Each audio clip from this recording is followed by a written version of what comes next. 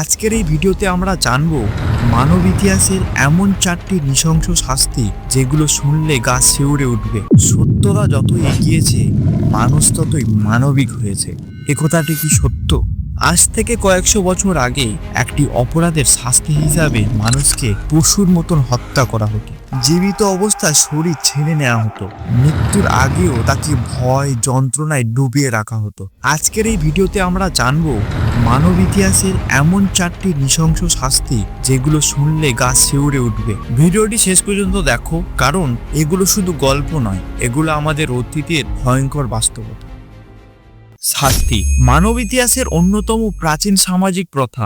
মানুষ যখন সমাজ গঠন করতে শিখেছে তখনই অপরাধ দমন করার প্রয়োজন দেখা দিয়েছে। খ্রিস্টপূর্ব 1754 সালে তৈরি হাম্মুরাবির আইন, যার মূল কথা ছিল চোখের বদলে চোখ, প্রাচীন মিশরে শাস্তি দেবতাদের আদেশ বলে ধরা হতো। ফারাও ছিলেন দেবতার প্রতিনিধি, এমনকি তাকে দেবতাও হিসাবে মানা হতো। প্রাচীন গ্রিসে অপরাধীদের দাসে পরিণত করা হতো। আর প্রাচীন রোমে ক্রুশবিদ্ধকরণ, অর্থাৎ কাউকে কাঠের খুঁটিতে হাত পা বেঁধে বা হাতে পায়ে পেরেক বেঁধে নির্মমভাবে হত্যা করা হতো। কিন্তু সময় যত এগিয়েছে শাস্তির রূপ হয়েছে আরো ভয়াবহ। প্রথম শাস্তির নাম বয়না কুলেই। এটি ছিল প্রাচীন রোমের সবচেয়ে ভয়ঙ্কর শাস্তিগুলির মধ্যে একটি। এই শাস্তি দেওয়া হতো শুধু তাদের যারা নিজের পিতামাতাকে হত্যা করেছে। প্রথমে অপরাধীকে জনসমক্ষে অপমান করা হতো। মারধর, ভৎসনা এবং শারীরিক নির্যাতন সবকিছুই চলতো। তারপর তার মুখ ঢেকে দেওয়া হতো, অর্থাৎ এর অর্থ সে আর আলো দেখার যোগ্য নয়। তারপর তাকে ঢুকিয়ে দেওয়া হতো একটি চামড়ার বস্তার ভিতরে, কিন্তু সে বস্তা সে একা থাকতো না, তার সঙ্গে ঢুকিয়ে দেওয়া হতো একটি সাপ, একটি কুকুর, একটি বানর এবং কখনো কখনো একটি মুরগি। এরপর সেই বস্তার মুখ সেলাই করে নদীতে ফেলে দেওয়া হতো।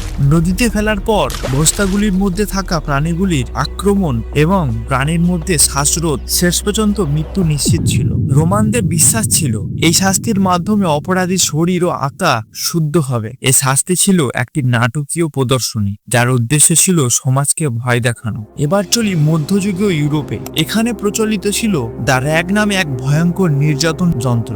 একটি বড় কাঠের ফ্রেম, অপরাধীর হাত পা বাঁধা হতো দুই প্রান্তে।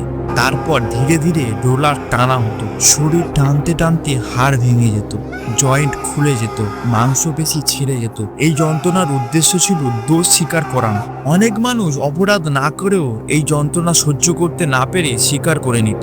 যারা বেঁচে যেত তাদের বেশিরভাগই আজীবনের জন্য পঙ্গু হয়ে থাকত। এই পদ্ধতি ব্যবহার করা হতো ইংল্যান্ড, স্পেন, ফ্রান্স, বিশেষ করে ধর্মবিরোধীদের দমন করতে। 1700 শতকের শেষে এই শাস্তির অমানবিক বলে বিবেচিত হয় এবং ধীরে ধীরে বিলুপ্ত হয়। এবার এমন এক ধরনের শাস্তি যা শুধু শরীর নয়, মনকেও ধ্বংস করে দিত, দ্য রেয়ার টর্চার। অপরাধীকে বন্দি করা হতো একটি অন্ধকার স্যাঁতস্যাঁতে কক্ষে। তারপর সেই ঘরে ছেড়ে দেওয়া হতো অনেকগুলো ক্ষুধার্ত ইঁদুরকে। ইঁদুরগুলো আক্রমণ করত মুখ, হাত, পা, নরম অংশগুলোতে। কিন্তু সবচেয়ে ভয়ঙ্কর ছিল অনিশ্চয়তা। সে জানতো না এই যন্ত্রণা কতক্ষণ চলবে। ইঁদুরের শব্দ শুনেই তার শরীর কেঁপে উঠত। এই শাস্তি ব্যবহৃত হতো রাজনৈতিক বন্দী এবং বিদ্রোহীদের স্বীকারোক্তির আদায়ে। এটি ছিল শারীরিক ও মানসিক নির্যাতনের চূড়ান্ত উদাহরণ। শেষ শাস্তি কিল হোলিং। 17-18 শতকের ইউরোপীয় নৌবাহিনীতে এটি ছিল ভয়ঙ্কর শাস্তি। অপরাধীকে হাত পা বেঁধে রাখা হতো রশ্মির সাহায্যে।